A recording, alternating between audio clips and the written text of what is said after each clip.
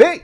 With me, your man, Louie T. Welcome to the Draft Prospects 101 series, your guide to some of the biggest and hottest names of the 2022 NFL Draft. We're talking quarterbacks, and this next guy is someone that I think has been elevated because of the draft class itself. Had he come out last year, he would have gotten lost in the sea of quarterbacks that were viewed as first-round picks. If he had come out in 2018, he would have gotten lost in the sea of quarterbacks that we viewed as top-level NFL potential prospects at the quarterback position. I think because there's a lack of quarterback prospects, or at least ones that have separated themselves, a guy like Carson Strong, quarterback of Nevada, to me gets elevated, maybe justly, maybe unjustly.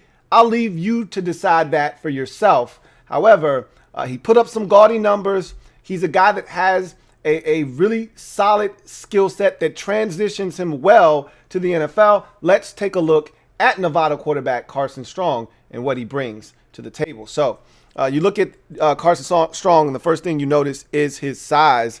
And again, in a draft class where a lot of these guys, they'll be lucky to break 6'1".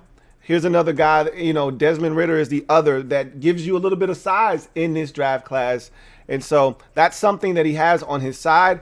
When you look at the numbers he put up in 2021 and you look at what he's done and how he progressed through his career, as a matter of fact, I think that's the perfect segue and transition into inside the numbers. Let's take a look at Carson Strong as we go inside the numbers. So this is a guy that when you look at his profile, first thing you look at, career starts 31. That's a good number for a college quarterback. Anything north of 30, you feel really good that they've got the amount of experience that you're looking for to be able to identify defenses, what they're trying to do, and know where to go with the football. The more they've seen defenses, the more they've seen, different things that are being thrown at them, the more they can adjust and know exactly how to attack. So I think that 31 number is a really good number for a collegiate quarterback. You see his overall record, 20-11. So more wins than losses, but he's a guy that continued to grow over the life of his career. And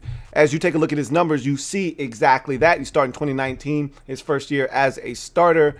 This is a guy that was completing at a 63% clip, essentially, in his freshman campaign. Just a little bit over 2,300 yards passing. You see the yards per attempt, pretty, pedestrian at 6.2. But then 11 touchdowns, 7 interceptions. That's kind of what you expect from a guy making his first, his first year starting in college football. That's that first foray into the collegiate game for a lot of these quarterbacks. It's a transition.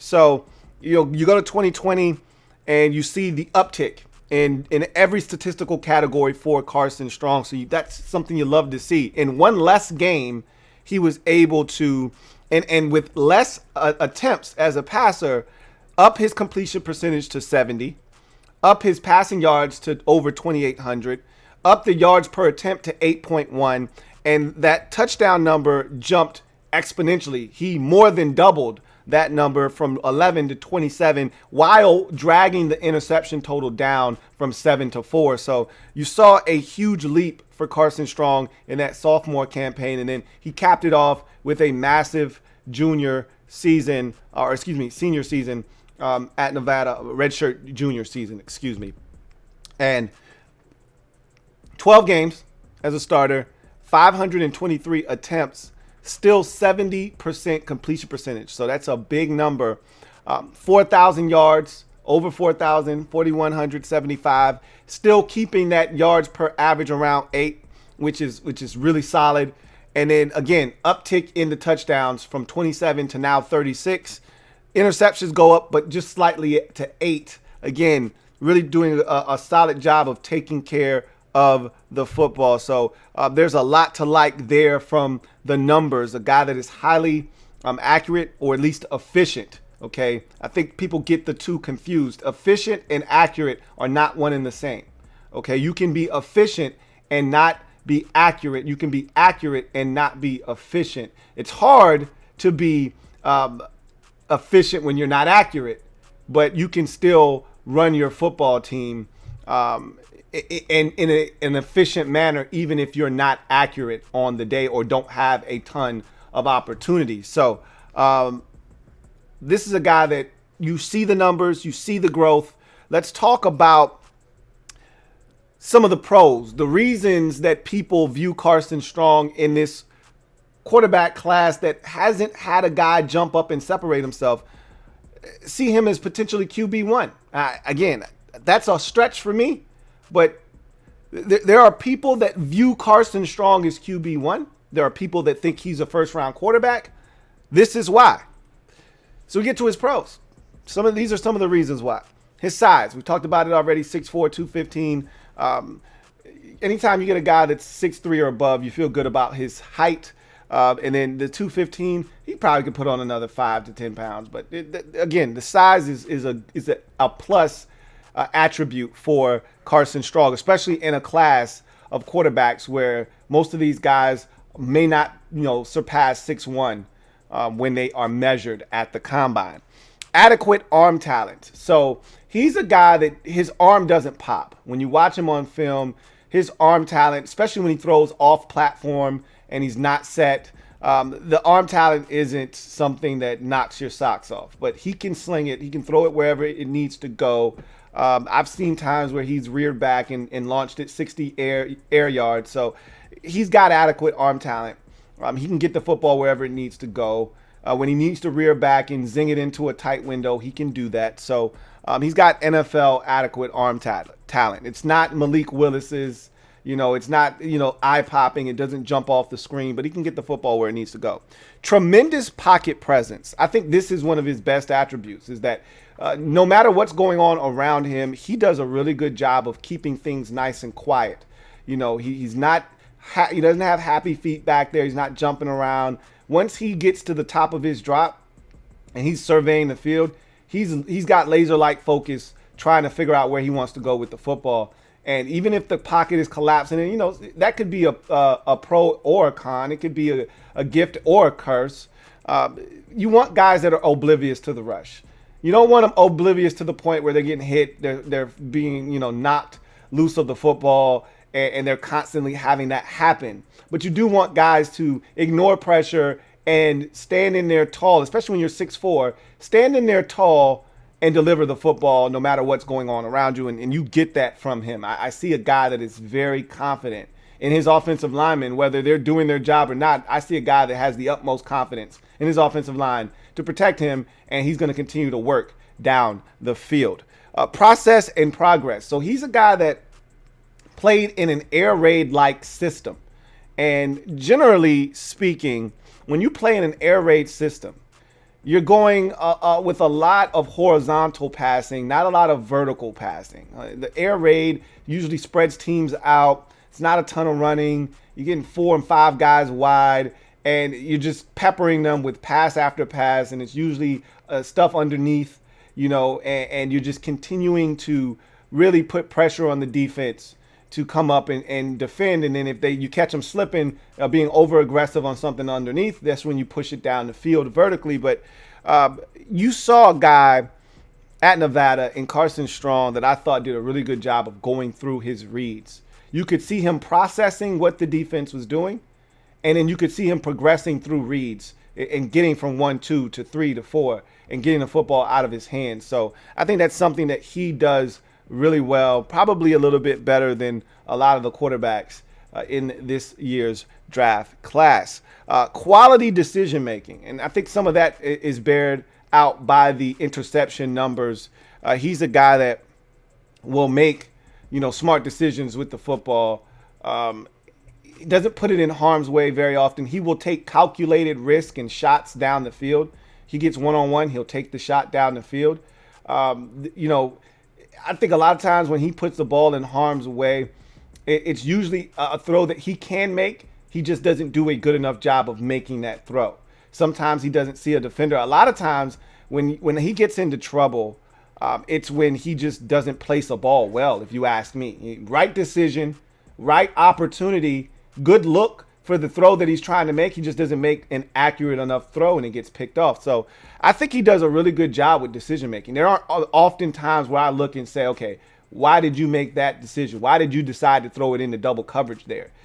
They called a shot play and you just decided I'm taking the shot and the safety's over the top. You don't see that very often with Carson Strong.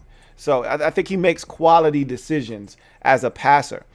Will push the ball down the field. As I just mentioned, a lot of times when you're in an air raid type of attack, there's a lot of horizontal passing, a lot of bubble screens, a lot of hitches, a lot of speed outs, a lot of, comebacks, things that are quick that get the football out of the quarterback's hand. They allow him to be surgical, survey the field, get it to the guy that's open quickly, sort of like a point guard, and you just go out and you distribute. What you saw from Carson Strong is he wasn't afraid. Unlike a lot of guys that do play in these air raid attacks, he wasn't afraid to push it down the field. If he got opportunities to push it vertically, he did that and did it probably more so than most quarterbacks that play in air raid systems. Can extend the throw. Look, he's not running anywhere. Okay, let's make one thing abundantly clear. He's not running anywhere, but what he can do is he can extend just enough to find a receiver down the field. And I don't think he has a strong enough arm to make off-schedule throws way down the field.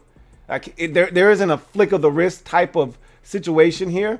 However, he can find the tight end that's coming back to the football that was 20 yards down the field and now he's 15 yards down the field. He can find that guy down the sidelines. Okay, he can find the guy that was going up the field, now is coming back, and he can find that guy sitting down and making himself an inviting target for the quarterback as he scrambles out to his right. He can find a guy as he's stepping up in the pocket, right up the A gap, sees a guy coming open. He can hit that guy. He can extend to throw, but he's not an extend to run type of a guy. He's not a playmaker. We'll talk about that here in a second. Toughness. I think when we talk quarterbacks, toughness is huge because toughness is the difference between your guy being available every single week and your guy missing a ton of football games. As a quarterback, you're going to get nicked, you're going to get bruised, you're going to have things that you got to try to play through if you want to help your team. And I think Carson Strong made one of the greatest sacrifices you can make. Guy had off-season surgery. It's a 10-month recovery process, and that was in February of 2021 that he had the surgery. And let's see, 6 months later in August, this man was playing football. So he wasn't fully healthy. He wasn't all the way back after having knee surgery, and he was ready for week one, first snap of the season until the final snap for his team, or at least I think he might have opted out of that bowl game. But that's toughness, folks. When you have surgery and it's supposed to be a 10-month recovery process and you're back in 6 and you're not 100%, but you say, to hell with it, I got to help my team, that's toughness. So he exuded that while at Nevada. And then finally, experience. We talked about the 31 career starts. You can't pay for experience. Either you have it or you don't. He has it, and that's a plus for him going to the next level. So you get to the cons and the reasons why Carson Strong isn't a first-round pick, maybe isn't even a second-round pick in some people's eyes. Lingering knee injury from high school. So he played AAU basketball. He makes a play, and he comes down on the knee, and he starts to hear, popping in the knee. It's never quite right after that. He continues to play, and it finally got to a point where the knee required surgery last off season. So there are people that say that his knee is degenerative and that it's something that's going to, we heard this before, but like Miles Jack, if you recall, everyone said, oh, you're only going to get 4 or 5 good years out of Miles Jack. He's got a degenerative knee condition. And well, last time I checked, Miles Jack is still playing at a high level for the Jacksonville Jaguars. So I don't really buy into the knee injury thing. First of all, he's not a tremendous athlete anyway. He's not a guy that's going to run around and make a bunch of plays. So he's not a guy that needs his legs to be the quarterback that he is. You would like him to not have that bulky knee brace on. You would like his knee to be intact. And I think he's working towards that. And so, but that's something to consider, right? Functional mobility at best. And I think part of the functional mobility at best, and that's putting it kindly, that he's got functional mobility. Carson Strong himself even described his play early in the season this year as statuesque. He said, I was a sitting duck. I was a statue back there. He's not lying. He wasn't getting away from 325-pound defensive tackles. He was getting sacked quite often because he couldn't move. Now, some of that, obviously, the lingering effects from the surgery that he should have still been out nursing and recovering from. He decided to come back and play. But I just don't think he's a tremendous athlete when it's all said and done anyway. So I don't think he's going to be running away from, if he can't run away from college defensive linemen, he's not running away from NFL defensive linemen. So his mobility is a problem for me. You know, that's a non-starter for me. You know, everyone's got their quirks and everyone's got their preference. And for me, one of my things is you got to be a mobile quarterback. I can't have a guy that is a sitting duck back there. When things break down, I need you to be able to make something happen. If it's got to be with your legs, it's got to be with your legs. And I know everybody likes to point to Tom Brady. Like I said, and Mac Jones played well last year, but Mac even showed the ability to use his legs at times last season. I just don't see it with Carson Strong. I just don't. Spotty ball placement on crossers. So a lot of times he's accurate with the football to outbreaking routes, even down the field. He'll put the football on the money. But what I noticed watching him is anything going across the field in either direction, whether it's from left to right or right to left, he seems to be a tad bit behind his receiver, making guys have to make adjustments and acrobatic catches to save him from throwing a pick or just to have a chance to catch it. And I think he's got an issue with not anticipating where a guy's going, but rather throwing it where they are. And so I've watched him get picked off where he's got a guy winning across the field. And if he just puts it out in front of him, it's an easy touchdown.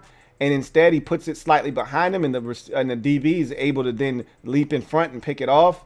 I've seen where his tight end has to stop, dive backwards to try to go track a football because he's throwing it behind him when he's winning going across the field. You see this quite a bit. Guys having to fall down as they're going across the field because the ball is slightly behind, and in order to adjust and make the catch, they've got to turn, pirouette, and pivot, and then, fall down to make the catch, giving defenders opportunities to get back into play. He, to me, struggles throwing the football on crossing routes, not just the shallow ones. Those are easy for him. I'm talking about the mid-level throws, the intermediate crossing throws, 15, 20 yards down the field. Guys are constantly having to adjust to those footballs, and he constantly gives defenders an opportunity to get back into the play. Not a playmaker, okay? When you can't extend plays consistently with your legs, it forces you to be a distributor essentially from the pocket. And there's nothing wrong with that. We've seen plenty of guys in this league be distributors from the pocket. But in today's NFL, if you're looking for elite level passers of the football, you need guys that when things break down can make something happen off script and off schedule. That's not Carson Strong. Okay, he does his damage from the comfy confines of the pocket. If it's not clean in the pocket, if he's not comfortable in the pocket, he's not going to have a ton of success. When things break down, he's not at his best. When things break down, he's uncomfortable. Okay, you don't want to have him running outside the pocket consistently looking for targets. It's not going to end very well for you. So he's not a playmaker. And again, there's nothing wrong with being a distributor. But to me, in today's NFL, you need a guy that's a playmaker. And that guy isn't Carson Strong. So the player comp for him is Luke Falk. And I told you, when I think of player comps, it's the first guy that I think of watching that quarterback. And it took me 2 seconds to think of Luke Falk when I was watching Carson Strong. Played in a similar offense in the air raid at Washington State. Same size, 6'4", 215 is Luke Falk. I felt like a lot of what Luke Falk was as a quarterback was kind of masked by the offense he played in. He got to the NFL. He didn't transition well. I remember watching Luke Falk and falling in love with him after his sophomore year when he had that big game at Oregon. He had over 70 some odd passing attempts in that game, goes on the road and finds a way to beat the Oregon Ducks in a huge win for Washington State at the time. And I just remember thinking, man, this guy Luke Falk looks legit, and I couldn't have been more wrong about Luke Falk. And I probably shouldn't be piling this on to Carson Strong because they're not the same player, but I'm human, and I've seen this before. I've seen this movie before. I know how it ends.